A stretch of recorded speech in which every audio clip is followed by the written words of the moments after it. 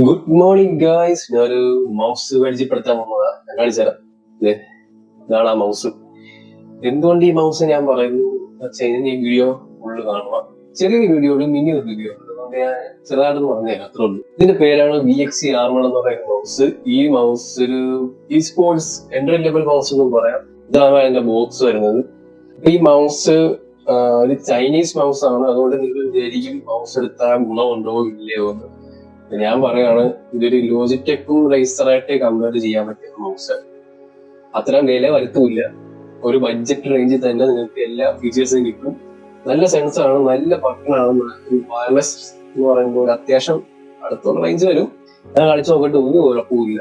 പിന്നെ battery life മാത്രമുള്ള ഒരു ഇത്. ഡെയിലി ഒരു 3 മണിക്കൂറൊക്കെ കളിക്കും, അറിയാലോ.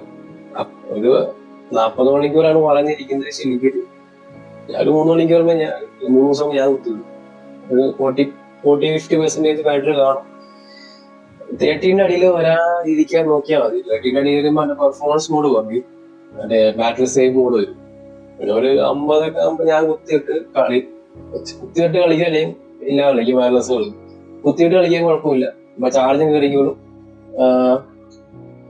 കളിക്കാനും പറ്റും.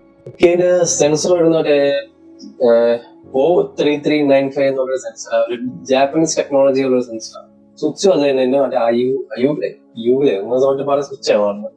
അതിന്റെ സ്വിച്ച് വരുന്ന യൂനോ ഐസ്ബെറി പിങ്ക് ഡോട്ട്സ് എന്ന് പറഞ്ഞ സ്വിച്ച്. അത് ജാപ്പനീസിന്റെ തന്നെയാണ്. അത്യാവശ്യം നല്ല ബിൽഡ് ക്വാളിറ്റിയാണ്. വെയിറ്റ്ലെസ് ആണ്. ആ പ്രത്യേകം പറയും, വെയിറ്റ്ലെസ് മൗസ് ആണ്. വൈറ്റ് മോഡലുണ്ട്, ബ്ലാക്ക് മോഡലുണ്ട്. ഞാൻ ഇട്ടേക്കാം. പിന്നെ അതിന്റെ വെയിറ്റ് വരുന്നത് 51 gram 54 gram plus or minus. അതിന്റെ അകത്താണ് ഡോംഗ്ലൊക്കെ വരുന്നത്. തുറന്ന് ഇങ്ങനെ കാണിക്കാം. ഇവിടെയാണ് ഡോംഗ്ല വരുന്നത്. നടക്കട്ടെ.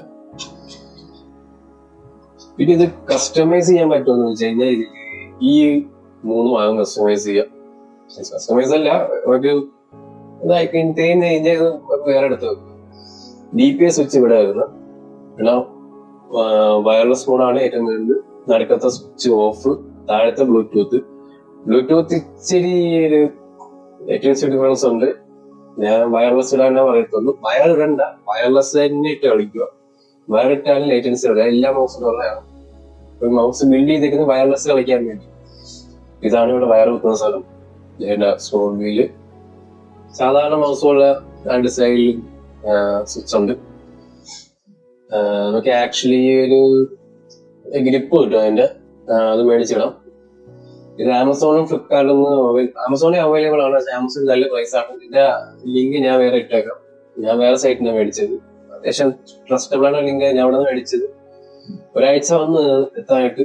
നല്ല പാക്കിംഗ് അല്ല. ഇതിന്റെ ബോക്സ് പ്രത്യേകിച്ച് ഒന്നുമില്ല. അതിനകത്ത് ചെറിയ ഡോംഗിൾ വരും. ഓൺലൈൻ കാണിച്ചാൽ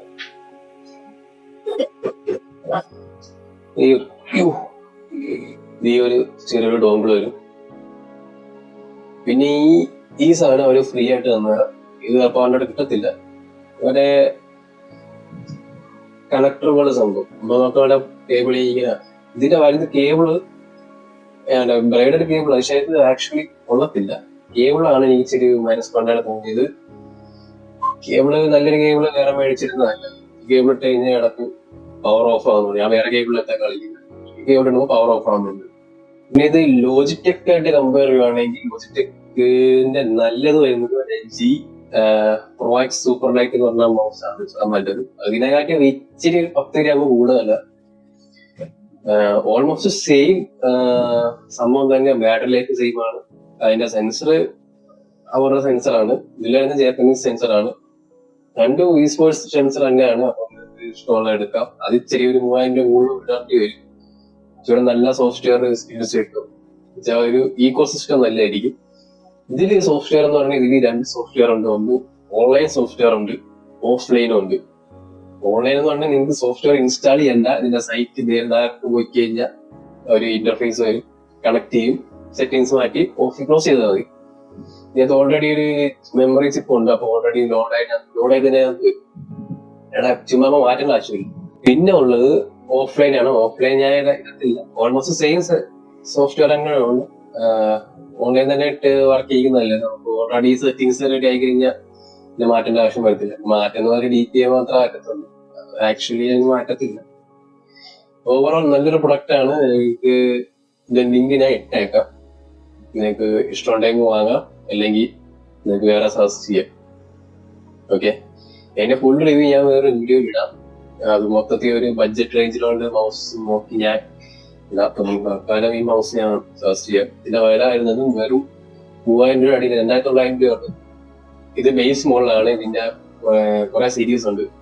ഇത് വരുന്നത് R1 എന്നുള്ള സീരീസ് ആയിരുന്നു. പിന്നെ R1 Pro ഉണ്ട്, Pro Plus, Pro Max എന്ന് പറഞ്ഞ സീരീസ് ഉണ്ട്. ഇതിന്റെ ഫോറൻസൈഡ് സെൻസർ ഉണ്ട്, 2600 രൂപ. സെൻസർ ഇച്ചിരി ഡൗൺഗ്രേഡ് ആണ്, 2600 വരും. ബാറ്ററി ലൈഫ് ബെറ്റർ ആണ്. സെയിം ഷേപ്പ്, എല്ലാ 3ലും 4ലും സെയിം ഷേപ്പ് ആണ്. ഓക്കെ, അപ്പൊ ഇച്ചിരി നല്ല മോഡൽ എടുക്കുവാണെങ്കിൽ Pro Max അല്ല Pro എടുക്കുന്നത്, Pro Max എടുക്കുന്ന Pro എടുക്കുന്നത്, Proന്റെ വില ഇട്ടേക്കാം. ഓക്കെ, അപ്പൊ വീഡിയോ അത്രേ ഉള്ളൂ. നിങ്ങൾക്ക് ഇഷ്ടപ്പെട്ടെങ്കിൽ നിങ്ങളൊന്ന് കമന്റ് ചെയ്യുക. Okay, thank you.